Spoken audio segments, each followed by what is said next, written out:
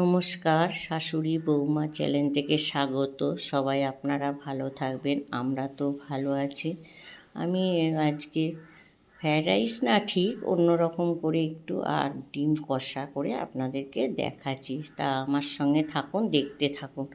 আর চালটা যে দেখালাম না, ওটা ভিজিয়েছি, তার আগে দেখান মানে জিরা রাইস।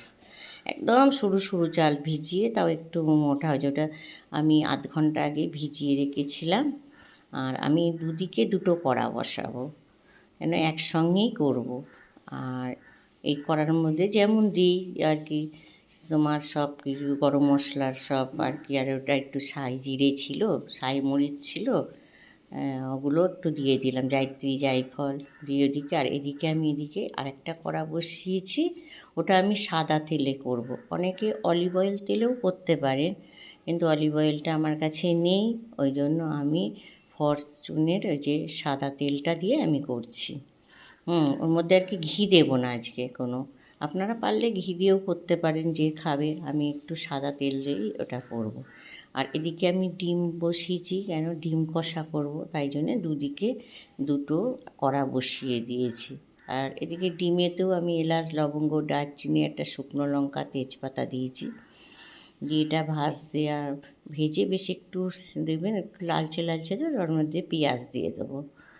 পেঁয়াজ দেওয়ার পর আর পেঁয়াজটা যখনই ভাজবেন না, সামান্য একটু না লবণ দিয়ে দেবেন। লবণ দিলে কী হয়, এটা আর কি একটু নরম হয়ে যায়। আর নরম হয়ে গেলে পেঁয়াজটা আর কি আপনার দেখবে ভালো লাগে, নরম হয়ে গেলে, নাহলে ক্যাচ ক্যাচ করে যে কোনো রান্না। আর এদিকেও আমি পেঁয়াজ দিয়েছি, ওগুলো দিয়ে এদিকেও নাড়বো। দুটো কড়া দুটো নিয়েছি, কেন আমার দেরিও হয়ে গেছে, তা আমি ভাবলাম একসঙ্গেই দুটো বসিয়ে দিই।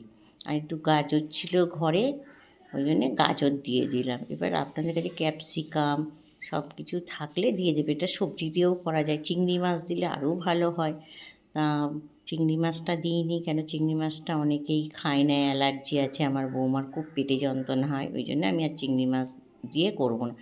কড়াইশুঁটি ছিল, কড়াইশুঁটি একটু দিয়ে দেবে। ঘরে যদি অনেক সবজি থাকে সবজি দিয়েও করবেন, হেভি খেতে ভালো লাগে।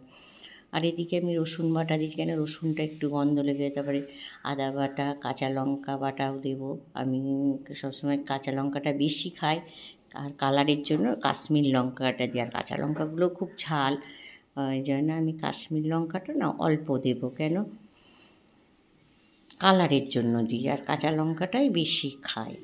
আর এদিকে আমি ওইগুলো ভাজতে দেবো, এতেও একটু নুন দিয়ে দেবো, যেন কড়াইশুঁটির মধ্যে একটু নুন লাগে, তার জন্য আমি নুনটা দিয়ে দেবো। আর এটাও ভাজতে আর সয়া সস দেবো একটু, এটা আপনারাও এরকম করে দেখবেন। হ্যাঁ, খুব ভালো লাগে খেতে। হ্যাঁ, অন্যরকম তো করেন, এটা একটু এরকমভাবেই করবেন, দেখবেন। আর এই যে ভাতগুলো করছি, আর ভাতগুলো একটু না সলা সলা করতে হবে, নাহলে খুব ভাতটা দেখে নামাতে হবে, কেন ভাতটা একটু আর কি তোমার খুব সরু চাল, একদম সরু জিরা রাইস যেহেতু। আর ওটাকে আপনাকে আর কি দেখতে হবে যে ভাতটা কি না গলে না যায়, কেন ওইটা একটু শক্তভাবে আর কি করতে হবে। অনেকে ভাতের মধ্যে একটু নুন একটু লেবুর রসও দিতে পারেন, আমি দিইনি, আমি একবারে ওর মধ্যেই দিয়ে দেবো। আর এদিকে ডিম তো কষা হচ্ছে, আপনাকে দেখাচ্ছি। হলুদ দিলাম, আর এর মধ্যে একটু আমি না ধনে গুঁড়ো দেবো, কিন্তু জিরে গুঁড়ো দেবো না ডিম কষাতে। আর ওদিকে ভাত হচ্ছে, একটু জল দিয়ে দিয়ে কষবো, কষলে তেলটা যখন ছাড়বে, দেখবেন তেল ছাড়া হয়ে গেলে ভাববে কষা হয়ে গেছে। আর এদিকে ভাতটাও আমি নাড়ছি।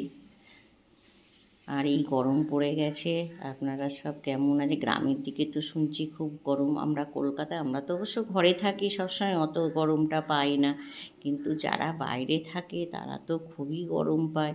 দেখুন তেলটা ছেড়ে গেছে, খুব সুন্দর তেলটা। এবার এরকম কষতে কষতে, আর এদিকে ভাতটাও দুটোই দুদিকে বসিয়েছি, আপনাদের দেখাচ্ছি।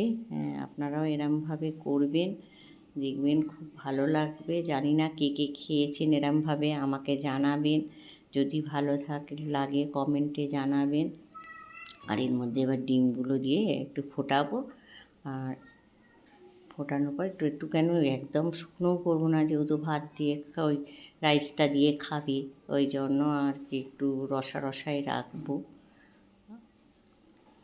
আর লাস্টে একটু না গরম আর ডিমগুলো তার আগে বলছি যে ভাজার সময় না নালে ফাটে, খুন্তির ইয়ে দিয়ে একটুখানি কেটে ভাজবেন। আর এমনি মশলাটাও ঢুকবে, স্বাদও লাগবে কেটে। আর এদিকে রাইসটাও হয়ে যাবে। তারপর যদি ভালো লাগে লাইক কমেন্ট শেয়ার করে দেবেন।